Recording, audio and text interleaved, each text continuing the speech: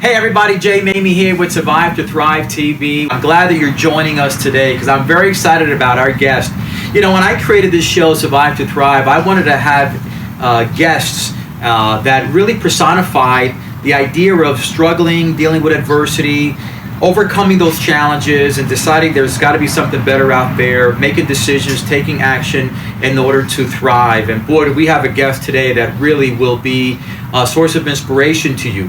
Tom Hulsey, I've had a chance to meet not too long ago, and as soon as I met him, I said, wow, what a great guy, what a great story. And the more I investigated and sort of had a chance to check him out through all of his platforms and what he's doing, I thought to myself, he is the epitome of surviving to thriving.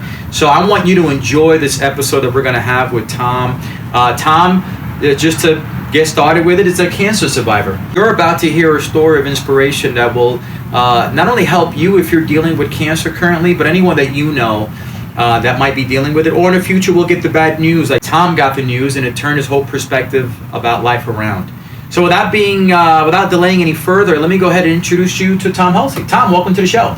Thank you very much. Glad to be here, Jay. All right, my friend. Tom, why don't you have our audience really get up to speed with your story, and you've done some pretty interesting things in your past. So why don't you get us up to speed on what you've done, where you've come from, and what your career has been about. Well, my career has been primarily in technology. I've spent decades in technology, helping companies leverage technology to run their businesses better. And most recently, it's been in security, physical security. We developed video surveillance systems for homeland security and public safety. And most recently, it's evolved into data security or cybersecurity, helping companies protect their critical information. According to the FBI, an attack on our homeland is the most critical on their watch list, but a cyber attack is second on their list today. And again, my career has been focused on cybersecurity. Excellent. So you're one of those guys who had the very, very fancy technology in order to protect us from cyber attacks and cyber terrorism and the like. Yes. Okay, that's pretty interesting work. That's like Hollywood stuff. And it's not going away either. And as my tagline was when I went into organizations and all, my job was to keep you off the front page of the paper from being the next Target or Neiman Marcus or Home Depot or whatever. So. Now, were you while you were working in cybersecurity, raising a family, the same situation that we all find ourselves in for the most part, a lot of us? Yes, I have a family. I've been married for 20 years. I've got 2 kids and 2 grandkids, all right, and one on the way, and been very, very active with raising a family over these last 30 years. So here you are, a very busy guy, working for actually helping us through your technology and through the work that you were doing, really helping keep us safer from cyber attacks and companies as well. And you're raising a family, you're doing the best you can, probably doing a little bit of traveling, and all of a sudden, you end up going to the doctor for, I guess, a routine visit. And fill us in on what happened at that point once you went to just have a routine visit. Well, I've always been very proactive with my health, and that's my message, especially to men today. But on my birthday in 2015, I heard the 3 words you never want to hear from your doctor: you have cancer. And it was a gut punch. I was devastated, and I was actually in a pretty dark place at that point because I had just witnessed my best friend lose his life to the same thing. It was prostate cancer. And so I was, again, February of 2015, I was in a very dark place. Now, how old were you when you found the news? I was 61 years old. Okay. So you had no plans on retiring. You were cruising right along, you're raising your family, and all of a sudden here comes the bad news. Life was good to that point. And in fact, my friend who I dedicated my book to, who lost his life, his motto was "Life is good all the way to the end." So, now, what was it like when you heard the news? Fill our viewers in, because some people, although some can relate, some cannot, and to be in a hospital visiting your doctor, someone who takes care of himself or herself, the last thing you ever think you would hear, or what you heard, which is you have cancer. What runs through your mind when you hear something like that? When you hear those words come out of the doctor, when it's the last thing you thought you could hear just from a routine visit? Well, again, I was devastated when I heard the news, and at first I was in shock. I really went numb sitting there in his office, and it was just stunning. Again, as I mentioned earlier, I've always been very proactive with my health, very active, and just a lot of emotions at that point. Okay. And so you went home, and you mentioned that you went into a dark place. What does that mean, going to a dark place to you? I'm sure it means different things for different people who find themselves hearing difficult news, having a difficult experience, and they retreat from life. They go into a cave of discouragement, despair, and depression. You mentioned that you went into that cave. Talk a little bit about that. How long were you there for? What happened in that cave that you decided enough is enough? And I think that's something that's very powerful for people to hear who are also struggling with that as well. Well, we all have obstacles in life, and some of them can be overwhelming. And I'm here to say that getting a cancer diagnosis is one of those challenges in life that is overwhelming. And I was overwhelmed at that point. Again, still in the back of my mind, I was thinking about my great friend Bill, and I remained in that dark place for a long time. As a guy who prided himself as being super fit and healthy, frankly, I was embarrassed and ashamed, and I did not talk about it other than to family and a few close friends, because again, I was very embarrassed and a very prideful man. And prostate cancer is something that men don't really want to talk about because of the very personal nature of it. And it wasn't until a friend that I did confide in said, you need to turn your mindset around, and you need to set goals in your life to get beyond this dark time. And it was at that point when I realized that I needed to really change my mindset, because I was so down at that time. But still, with that said, it was over a year before I kind of came out, if you will, with my diagnosis, and it was with my wife's encouragement. About 13 months after my diagnosis, he said, why don't you write a blog, and if you impact one person's life in this world, think how that would make you feel. Well, the first response I got was from a gentleman in New Zealand. Wow. I had given him hope and inspiration. Wow. And then the responses kept coming in, and all of a sudden this was something bigger than me. And at this point in my life, my goal wasn't to make a difference, but it was really, this was very therapeutic for me to be able to talk about it and share my story. And that's when I really started to turn things around.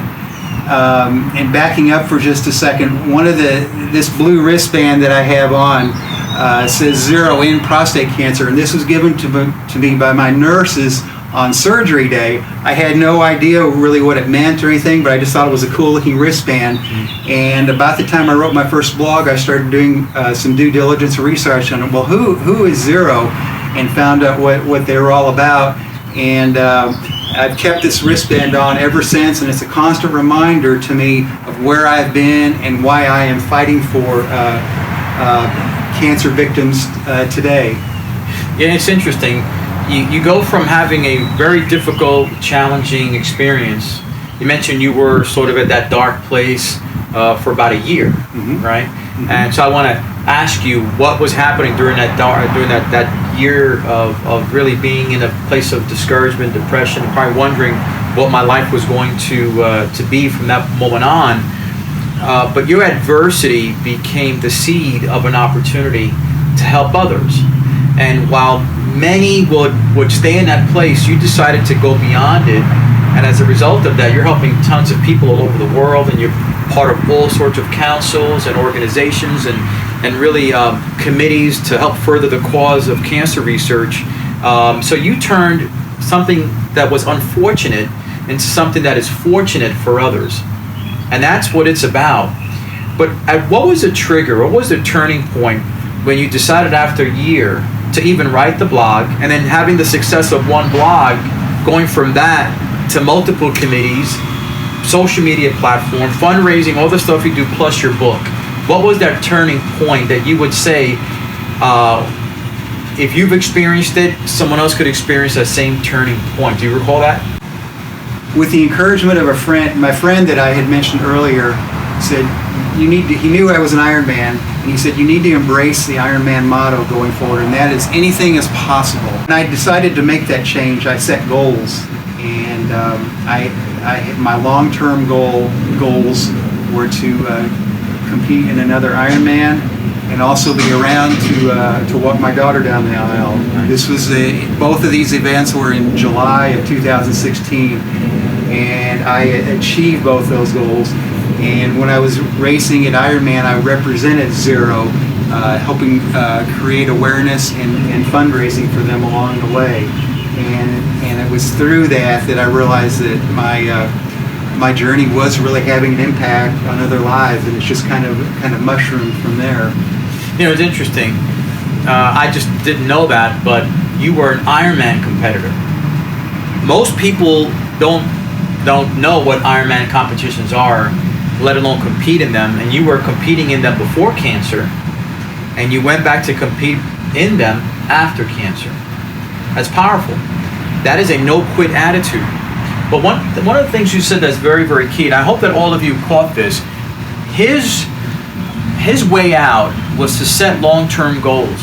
And sometimes when you're stuck in a place where maybe you're not happy with where you're at, maybe things are really, really bad, your situation is dire, pick any of those scenarios and you could find yourself in a place where you can go into despair, discouragement, depression, and all of it. But what he did was look at long-term goals, plan long-term goals. See, if you look down the road as opposed to what's in front of you, hopefully you're motivated enough that that vision you have for down the road can get you out of where you're at the moment. I believe too many people stare at what's happening right now at the moment, never bother to look up, look down the road, never bother to set goals to get them out of that mess that they're in. So all they can see is what's around them. You decided, I'm going to go down the road, look a little further, set some goals, your daughter getting married, running the Ironman, and that's what gave you the inspiration to get up and get going. Is that safe to say? That is absolutely correct. And for those of you who don't know, an Ironman is a 2.4 mile swim, followed by a 112 mile bike, followed by a 26.2 marathon, all in one day. And that was one of my long-term goals that I set for myself. And I use that mindset that it takes to get through an Ironman to my cancer recovery, because an Ironman is really that in that one day. I like to say Ironman is a metaphor for life, because you have a lot of ups and downs during that day, during that race. A lot of things happen, good and bad, and how you deal with that adversity is what ultimately defines you. And again, I use that mindset that got me through my previous Ironmans to get me through my cancer journey, and then subsequently into the Ironman and walking my daughter down the aisle. That's a wonderful story. So real quick, because I'm interested, how soon after you had cancer surgery and went through the chemo and was in recovery did you compete again in the next Ironman? I had an intermediate cancer recovery goal, and that was to compete in a half Ironman, and that was done exactly 6 months after my surgery. Wow. And then the Ironman, the full Ironman, I competed in Lake Placid, was exactly 14 months after my surgery, and then going to the Ironman World Championship in Hawaii. That was actually another 3 months later. So amazing. If Tom could do it, you can do it. Recovering from cancer is probably one of the most toughest things you can do. And if he was able to compete in one of the most toughest competitions that any human being can compete in, the Ironman, what's to say about your situation, whether it's cancer or not? Whatever it is you're dealing with, it probably doesn't get much harder than dealing with cancer at age 61, but yet coming back and competing in the Ironman at one of the high-level competitions also. So that's very inspiring. I hope that you're picking up on that. I hope that reaches and touches your heart wherever you're at. But Tom, let's talk a little bit about the book. Now, the book is a hit. It's a source of encouragement and inspiration to many. Give me the idea behind the book, and I love that cover, by the way. Share with us where that picture came from. Looks like Hawaii back there. That's what caught my attention when I first saw your website, and I said, hey, this guy's holding a bike over his head. There's a reason for that. So why don't you share with us the story behind the book? First of all, it was never my intention to write a book, but my blogs were so successful. A lot of people encouraged me and said, your story is so inspirational, you ought to write a book. And I thought, well, that's a totally different level, than writing blogs. But I eventually decided to write a book about my journey, and the book is very much a grassroots effort. I'm self-published. I don't have an agent. This cover was taken in Hawaii on a whim with my wife's cell phone camera. Never had any intention of being in the cover of a book, and I'm promoting it through the power of social media. And best of all, though, 100% of the net proceeds are going back to cancer research and education. Excellent. That is awesome. Yeah, that guy's 100% of the book is going back to cancer research and the development and education and awareness. So make sure that you pick up a copy, because you'll have greater details of his story, his recovery, and what he's doing currently now. In fact, Tom, if you could share with us in the last few minutes here, what are you involved in? You're involved in so many committees. What's your game plan for the next 5-10 years, and what would you like to see happen in the world of cancer research? After I achieved my goals of cancer recovery, I turned my focus to advocacy and awareness, and now I am very active in those efforts. I've been to Washington several times advocating for cancer research funding, and that's a big part of what Zero Cancer is all about. And over the last 4 years, we've increased funding for the prostate cancer research program by 37.5% to $110 million. And then I'm also peer reviewer and mentor for the prostate cancer research program, which falls under the Congressionally Directed Medical Research Programs. And it's all about finding a cure and making lives better for cancer victims and their families. Okay. So if people wanted to either reach out to you for speaking engagements, encouragement, affiliation with workshops, even to pick up a copy of your book, where could people find you online, your platforms? Why don't you go ahead and share with our viewers where they can locate you? Well, it's actually very simple. My website is www.tomhulsey.com. Last name is Hulsey, just as it is on the book there. You can find the book on Amazon, and I'm very proud to say right now all the reviews have been 4 and 5 stars. So it's very gratifying to know that I'm really impacting people's lives. Wonderful. If you know someone who is dealing with cancer currently or in cancer recovery, I think this makes a great book to give that person. But more importantly, guys, Tom is really just a rising star. He's a hero. Anytime you can get behind a cause as important as cancer research, the work that he's doing, let me just share with you, goes far beyond this conversation here.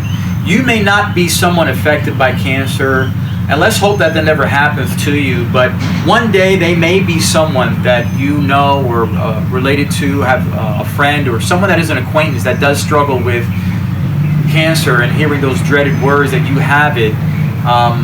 The work that Tom is doing now may very well open up doors of new research to help cure your friend, your family member. So please support Tom, support his book. All the proceeds go back to cancer research. Anything else, Tom, you want to add? Well, just to put these numbers in perspective, just picture this. 1 in 9 Caucasian and Hispanic men will be diagnosed with prostate cancer in his lifetime. 1 in 6 African American men will be diagnosed with prostate cancer in his lifetime. And to put those numbers in perspective, 1 in 8 women will be diagnosed with breast cancer in her lifetime. And so the numbers are very similar, but I'm trying to increase the awareness of prostate cancer. Again, men don't want to talk about it, but I'm trying to create an awareness to really to make a difference. And Zero, I'm very proud to be affiliated with Zero into prostate cancer. I did a lot of due diligence on Zero, and 85 cents of every dollar that's donated to Zero goes back to the programs and services that it delivers, which this is a very impressive financial metric when compared to other philanthropic organizations out there. So that's one of the reasons I've embraced Zero and its mission to find a cure. Wonderful. Well, I appreciate you viewers watching our episode today. If you like the episode, please make sure that you hit the like button. Make sure you subscribe. But most importantly, take this content and share it. This episode will impact and affect someone that you know in a major way, and that's the whole purpose of this show, folks. So I appreciate you watching, and we'll catch up with you next time. Thanks, Tom. Thank you. All right, buddy.